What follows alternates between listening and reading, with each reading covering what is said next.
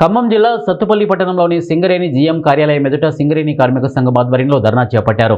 ఈ సందర్భంగా సంద్ర వెంకట వీరయ్య మాట్లాడుతూ సింగరేణి పరిరక్షణ కోసం కేటీఆర్ ఇచ్చిన పిలుపు మేరకు సింగరేణి కార్మిక సంఘం బీఆర్ఎస్ పార్టీ ఆధ్వర్యంలో ధర్నా కార్యక్రమం చేపట్టినట్లు తెలిపారు. గతంలో టీఆర్ఎస్ ప్రభుత్వంలో కానీ అంతకుముందు ఉన్న కాంగ్రెస్ ప్రభుత్వంలో కానీ సింగరేణి ఓపెన్ కాస్ట్ టెండర్లను లేస్కు వేసేవారిని, కానీ ఇప్పటికీ కాంగ్రెస్ ప్రభుత్వం ఎక్స్కు టెండర్లు వేస్తున్నారని తెలిపారు.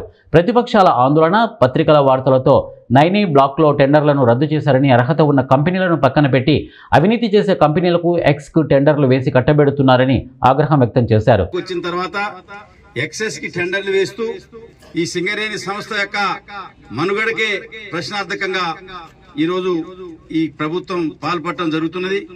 అందుకనే సింగరేణి సంస్థని కాపాడుకోవాల్సిన బాధ్యత ఒక కార్మికులదే కాదు, సింగరేణి ప్రాంతంలో అనేక మంది, ఇది ప్రభుత్వ రంగం, చాలా మందికి ఉపాధి కల్పిస్తుందని భూములు ఇచ్చిన ఎంతో మంది త్యాగదనుల యొక్క ఫలితం మరి కాపాడుకోవాల్సిన బాధ్యత మనందరిపైన ఉన్నది.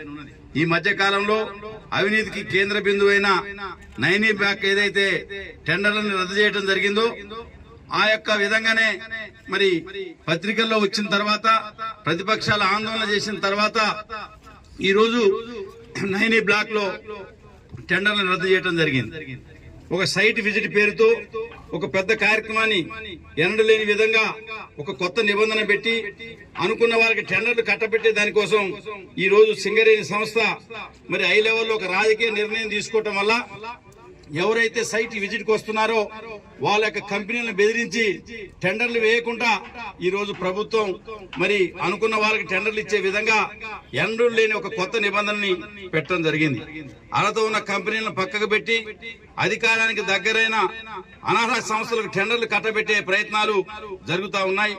అందుకనే గతంలో మైనస్ టెండర్లు పడిన చోట ఇప్పుడు అంచనాల విలువ కన్నా ఎక్కువ ధరలకు టెండర్లు వేసి సింగరేణి సంస్థకు భారీ నష్టం చేకూర్చే ప్రయత్నాలు చేస్తున్నారు.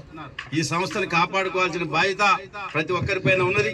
సింగరేణి సంస్థలో జరుగుతున్న ఈ అవినీతి మీద సిబిఐ ఎంక్వైరీ సిట్టింగ్ జడ్జితో విచారణ జరపాలని చెప్పి కిషన్ రెడ్డి గారిని కూడా మనం డిమాండ్ చేయాల్సిన బాధ్యత ఉంది. ఇవాళ బీజేపీ కాంగ్రెస్ కుమ్మక్కు కాకపోతే ఇంత పెద్ద ఎత్తున అవినీతి జరుగుతున్నా, ఇంత పెద్ద